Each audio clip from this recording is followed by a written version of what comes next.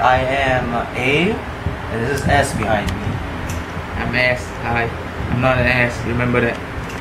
Welcome back. This is our first video in the series of noob guides out there for Team Fortress 2. I'm gonna showcase to you the 9 classes and how you're gonna play them properly. To all the cheapos out there who are free to play just because it is free to play, I'm here to help you. Despite I have to pay $20 just to pay the game. Yes. He went out and bought the retail version. Yeah, and the guy behind me had to go free to play. So it proves to me. I'm lucky. It I got proves to Steam me. for free, I got Portal for free, and it all came with my lovely Alienware M17X R3, because there's the R3 version, which is the 3D one. Yep, it came in that big old box. Ooh. Anyway, so I'm here to teach every single one of you buggers out there how to play properly.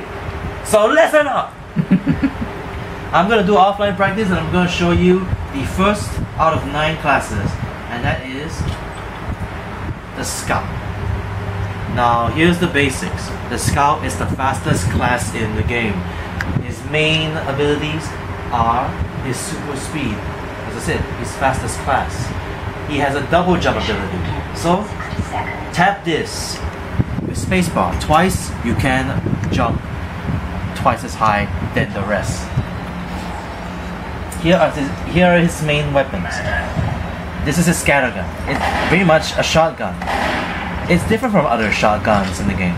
Its reload is much slower, and it has much more damage than a standard shotgun does. Up to 100. If you get up close to your enemies, you can do up to about 107, 106 damage. But remember, it's a close range weapon. You must come in to your enemies close in order to do damage, and its reload is very slow, as you can see.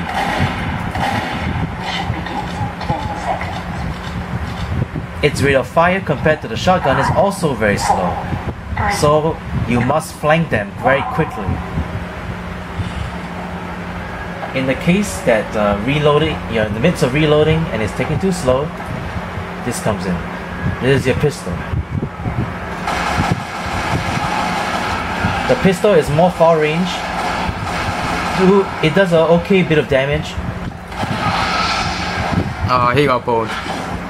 It does an okay bit of damage, up to about 20 damage from close range, and at far range you can do up to about 10 damage. So its damage fall off isn't as horrible as the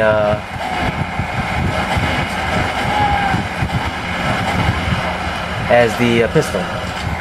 If you're gonna the one thing about scouts is that they have very little health, so you have to be really quick in order to do some kills. As you can see, I just killed a heavy medic combo. Yeah, apparently his life force is like 125, 130. Now, a majority of classes in this game have about 125 health. It's the standard for half the classes. So if you're the scout, you have to compensate really with his speed in order to escape sticky situations. Then there's his melee weapon. Baseball bat. Okay, here's another ability the Scout has.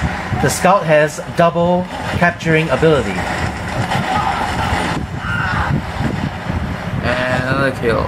What this means is that while most classes stand on a control point, they only capture one, the Scout captures twice as fast.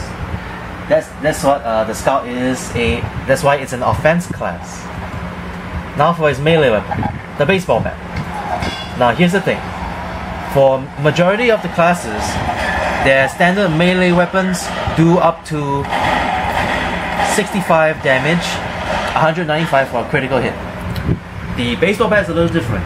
Its rate of fire is much faster than your standard everyday melee weapon. So you can land more hits, but you do less damage. Per hit, it does only 35 damage. So, but it can theoretically do some pretty good kills. Generally, melee weapons are not exactly used that often in game. only used for like humiliation or that sort of purpose. Yeah, and I did that to a heavy once. Very, very impressive. I once killed a pyro of it, but from behind. Awesome. Okay, so the basics of the scout. Remember, you have speed, so use it to flank your enemies. Since your scattergun, you have to be in close range in order to do some kills. Remember, the amount of damage that your scattergun can do, at close range you can kill a pyro or a medic with just 2 hits. If you can land all the pallets in. Impressive. Now then, for setup wise, if the stock getup isn't your thing, I can show you some more items. Now to showcase another thing, it's double jump ability. The scout's double jump ability. Doing, doing. You can see, if any class that tries to go up here, they wouldn't be able to reach it.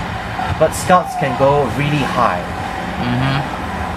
This enables you to take any position to try and flank your enemies from behind to do some really impressive ambushes. I got spotted by a sentry gun, so I'm not gonna ambush there. Yeah, try that, Mario. You can't double jump. He can mushroom jump though. Those mushrooms can really get him really high. Ooh! Mushrooms get me high. Woohoo! It's a me, Mario. Ouch!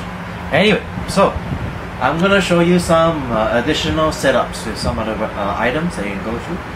I'm gonna get out of offline practice. Okay, so I'm gonna go to the Manco store to showcase you some scout items. Now for weapons wise, his basic, one of his first unlockables that you can get is the Force of Nature. This is not exactly a recommended item. The Force of Nature has 50% firing speed. But instead of while the scattergun has 6 shots, this only has 2 per hit, and it has a knockback. It does more damage, but that knockback would push your enemies far away. So that initial hit would act like a pyro's air blast. I'll show you some of it. It also has a smaller clip size than the standard scattergun. I'm not gonna recommend this item for you. For main weapons wise, and there's also the short stop. Pretty much it's a pistol. It's what they call a pepper gun. This this one does moderate damage, less damage than your standard scattergun. But what it can do, it has a really fast reloading speed. At most damage, it will do about 76, which is way less than what your scattergun can do. But with its fast reloading time and ultra fast rate of fire, it's a very deadly item, and you can use it at medium range instead of close range. This weapon is considered quite overpowered for most people, actually. Now for setup wise, if you have one of the best setups you can do is have the short stop paired with this Mad Milk. This when you throw it at other people and you do any damage on them, you get 60% health back from the damage. This would be good for most weapons. Now for each of these unlockables, if you want to get an unlockable item, either you get by achievement unlocks or by random drop. Every hour you play the game, you get a new item, but there's a maximum cap of new items that you get per week. So if you want to get more items, play less on some weeks, and then when you play on a marathon or so, you get a ton of items. Like here, these are all your scout weapons. Some of the basics, some more scout weapons that you can showcase. Here is the Bonk Atomic Punch. This is not exactly a weapon, but it can give you some evasive action. It's a drink, basically, that would replace your pistol. You drink Bonk Atomic Punch, you become sort of invulnerable for a few seconds. So you can escape sentry nests in your capture the flag maps and distract your enemies. Invulnerable, yes, I know, invulnerable. Nothing's gonna kill you for a few seconds, except for maybe an air blast into the ground. Oh yeah, and one more thing. Apparently, if you play Left 4 Dead 2 or some other games provided by Steam, you can get some like promotional items. Let's say I got Elisa's cap after playing Left 4 Dead 2, and I got Team Fortress. and I unlocked Alice's cat for that, and I got a free frying pan. That's awesome, because it's from Left 4 Dead 2. You can use it to bonk on enemies' heads, and you can use it to fry eggs later. Speaking of, okay, another secondary item that you can get for the scout is this other drink called Criticola. Like bonk, you have to drink it, but instead of giving you invulnerability, you do mini crit damage. But the damage that you take, in other words, if somebody with a rocket shoots at you, it'll do mini crits on you. This is a high risk, high reward item. Use it. You might get some good kills, but you also might get killed yourself very easily. It's a generally an okay item. I don't use it so often, but this is best paired with your short stop or your standard scattergun. This is good, very good with a short stop, since you can go medium range and still do absolutely great damage.